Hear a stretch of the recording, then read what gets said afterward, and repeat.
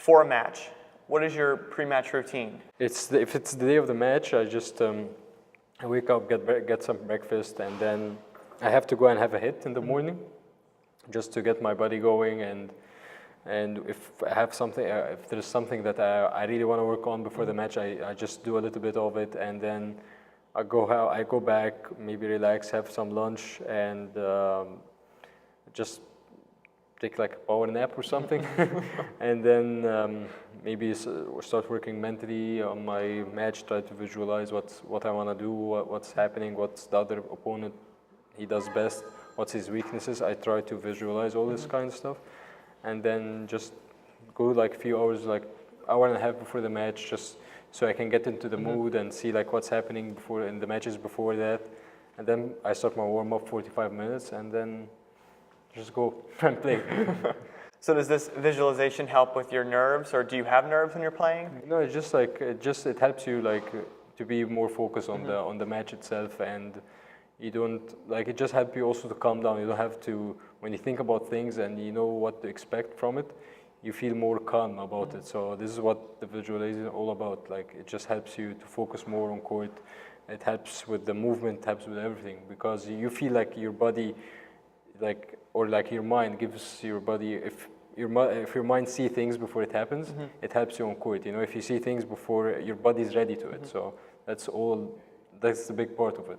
It's almost like you play the match before you play it. Exactly. When you're in the match, like, what is your favorite shot to hit? My favorite shot, I will prefer, I think it's the volley drop backhand or the backhand front corner, because I think I do okay in this shot. So, and it's like, this is where I always find it like easy to play for me. So yeah, that's one of my like sweet spots, as they say, that I like, you know, on court. So you're pushing yourself forward and you're taking advantage of the rally. Exactly. You've been coaching juniors for a long time, and you know, most recently at the Marion Cricket Club in Philadelphia. Yeah. What is your approach to coaching juniors? My approach of coaching juniors, it's first to make them love the game and understand the game, because once you love the game and you understand it, you know what's the next steps. But before that, you don't know, and like it's just all about, you need to, like, if you have a passion about coaching, you need to send it to the kids, make sure that they have the same passion as you, and then they love the game, they understand it.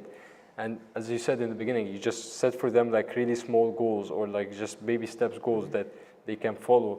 And then from there, you start building up everything. And then what is the most important thing a junior should focus on? Junior should focus on, it depends, if he just started playing, he just focus, the most important thing is to focus on the technique, how he hits the ball, how he holds the racket. That's the most important thing, because this is like the base of the sport. Right. And once the base is, you do it wrong, a lot of things can go wrong from there. So that's one of the first thing. And the most important thing for the juniors who are playing tournaments like here in the States, gold or JCT or silver tournaments, they need to make sure that in their training regime that they have a lot of games, a lot of competitive matches in training. Because here everyone gets lessons, and there is no much match practice.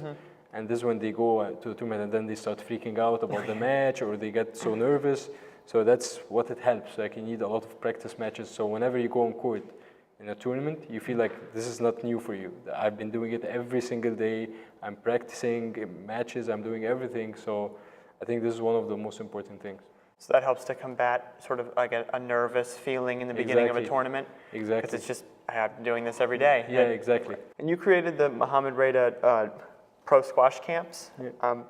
Could you tell us about the camps? Hopefully we're having one next year. We don't know where exactly it is yet, but we have a lot of ideas. We just also, as I told you, it's the main idea of the camps is going to be about just more squash, more competitive matches, giving them the approach because you know you have different types of games. You have the way the English play, the Australian play, the Egyptian plays, and each one of them has its own benefits and its own way. And this camp is just going to be about how you can develop your game in our way, the Egyptian way, which has been proving really successful for the past few years. Do you take players, or would you take players of all skill levels, or would you have a certain sort of skill level range that you were looking for? Actually, so it's going to be consistent of 2 weeks. So the first week will be for like the gold players and going up, and then the other one will be for like silver and for silver maybe players, and the age group is going to be between 13 and going up. Okay. Because this is the age that we want to work with. So it's going to be consistent of 2 different levels. Okay. Well, thank you for joining us today. Thank you, Bobby. Thank you. Thank you.